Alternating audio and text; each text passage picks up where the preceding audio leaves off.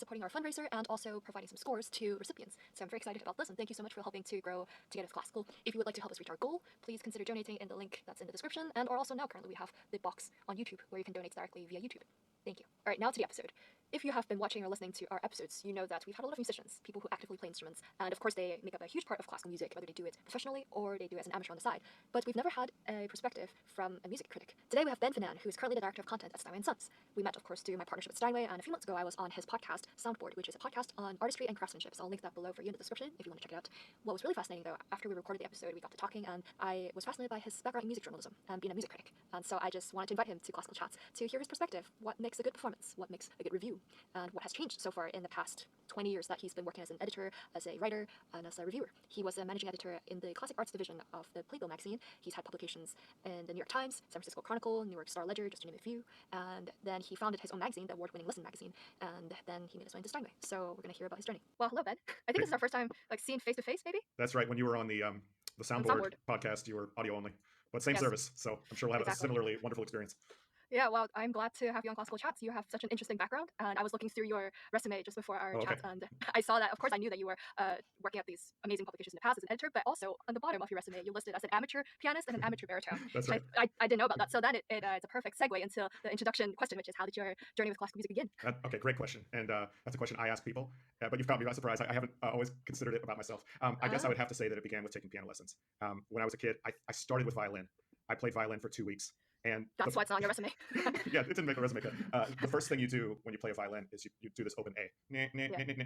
And my ear was good enough to know that this sounded horribly wrong, but I was also powerless to change it. And I think what I loved about the piano is if I play an A on the piano, then the tuning, all of that, it's not up to me.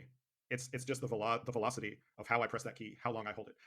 And that was much more pleasing to my ear, so I stuck with piano. I took Did you have perfect pitch? No, I don't. No, I think I have really good relative pitch. Pieces that I hear a lot, I can kind of hear in my head, and then if I listen to it on record, I find that I'm in the right key. But I think that's more just, you just keep listening until it gets ingrained in there, right? But I started with a Russian piano teacher who was very strict. And I could go from being genius boy to being idiot boy in like the space of 20 minutes.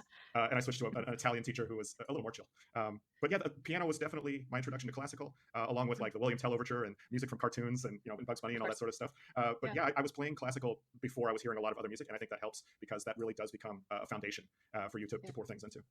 Yeah. Did you come from a musical family?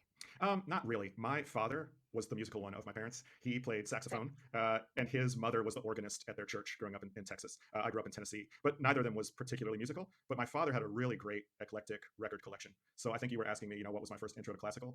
But I think my first intro to music was my dad's record collection, which had all sorts of things. There was classical, there was jazz, there was rock, there was blues, there was stand-up comedy. And so I enjoyed all of those things early and often. And I think that helped me grow my worldview, which is that while I really love classical, I don't consider classical like the pinnacle of this musical period. Musical pyramid. I see it more as that genius can exist in any genre, whether that's classical or jazz or rock or hip hop or whatever.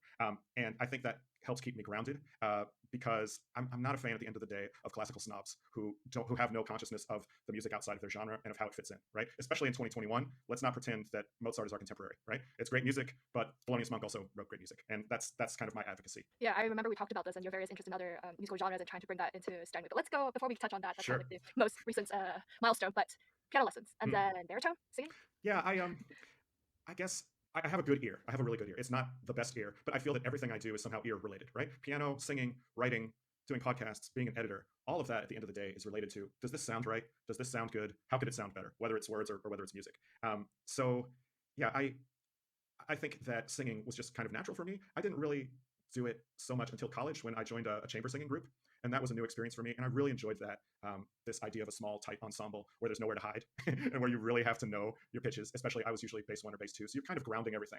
And then also that trains your ears so that when you're listening to music, you can hear that ground bass, right? Which is in every classical piece, and it's also in every pop piece. What are these changes? If you listen to the root and what's happening with the music, right? So I'm not a great singer, but singing was really important for me to be able to understand how music works, because it's really, I can play a tritone on the piano, right? Just like pushing down those keys, there it is. But if I try to sing one, I really have to know those notes. I have to own those notes, and I have to understand what the pitches are. So it's much easier to play pantonal or atonal music on a piano than it is to sing it, because you don't have to understand the notes when you're playing them on the piano the way you have to understand them when you're singing them, because you're actually creating that sound.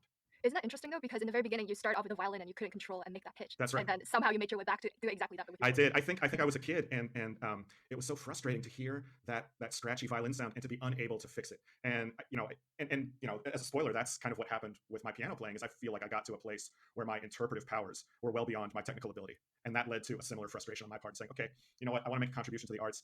I am not a great pianist, so I got to find another way to do that.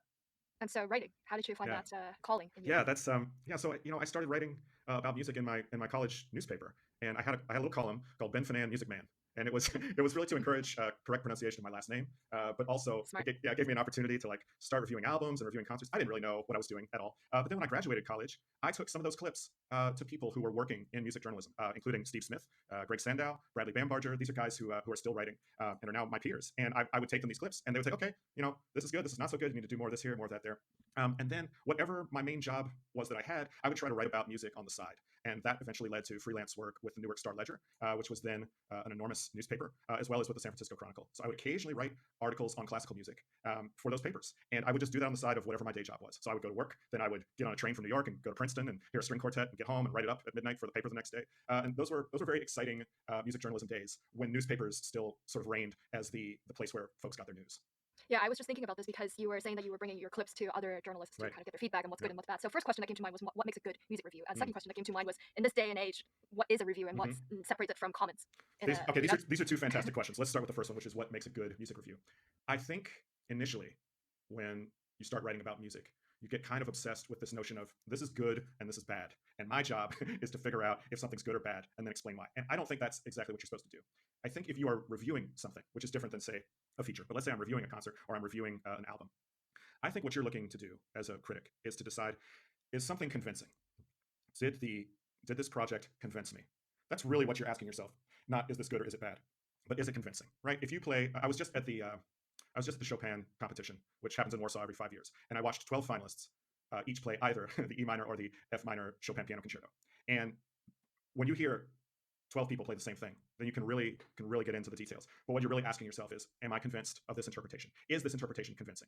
If it is, you have to figure out what is it that the pianist has done, is doing, that makes you believe in what they're saying about the music. And if it isn't convincing, if it falls flat, if you find your mind wandering, you've got to figure out why. You have to figure out why it is that the musical ball has been dropped. And I find again and again that, particularly in classical music and these longer form pieces, it's all about the through line. There's a line running through each piece, whether it's for piano, whether it's for string quartet, whether it's for an orchestra. And a pianist's job, a soloist's job, any musician's job is to keep that through line, keep the notes spinning, keep things moving forward, so that you're there as both as the artist and as the listener. You're convinced of what's happening, you're along for the ride, and things are moving. So again and again, when I review, which isn't so often now, that's kind of what I'm looking for, is the through line. That doesn't mean you can't paint a lot of great details, but I need the big picture. And tempo has a lot to do with that.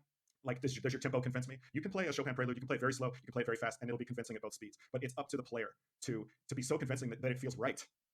When you listen to something like, oh, this is it, this is it, it's because the player has convinced you that this is the tempo.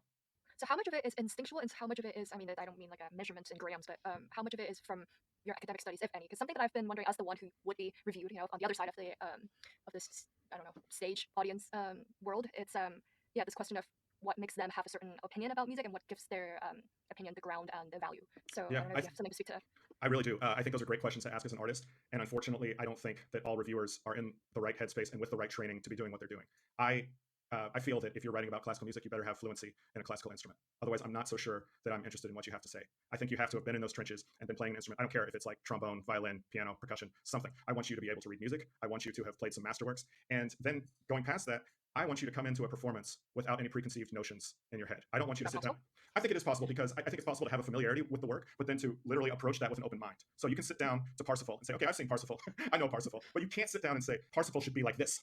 This is how that should be. Because then you're measuring the performance that you're about to see against something that you have in your head that may or may not exist, right? Let's remember that what's really cool about classical music is if we take a Led Zeppelin song, Black Dog, right? That's a rock and roll classic, and Zeppelin recorded it. There is a definitive recording of Black Dog by which all covers can be judged. There is no definitive recording of Beethoven's Seventh Symphony. He didn't put it on wax for us. He just gave us the score, and all the score is a tool. It's a tool for other performers to look at and say, okay, These are the ideas. But ultimately, what are we doing? Like, we memorize the score, and then the score becomes a tool for us to perform. It's the same with a script for a play. I can look at the script as for Hamlet by Shakespeare, but Hamlet doesn't exist until it's performed on the stage. I can read through the score of the seventh. I can see how many fortes are put in. I can see what degree of control Beethoven tries to assert or tries to leave to the performer. But ultimately, it's not the Beethoven seventh until I sit down in the concert hall and hear it, or I sit down at my stereo, or I pull it up on Spotify on my phone, whatever. It doesn't exist until it's actually happening. And that is what is so wonderful.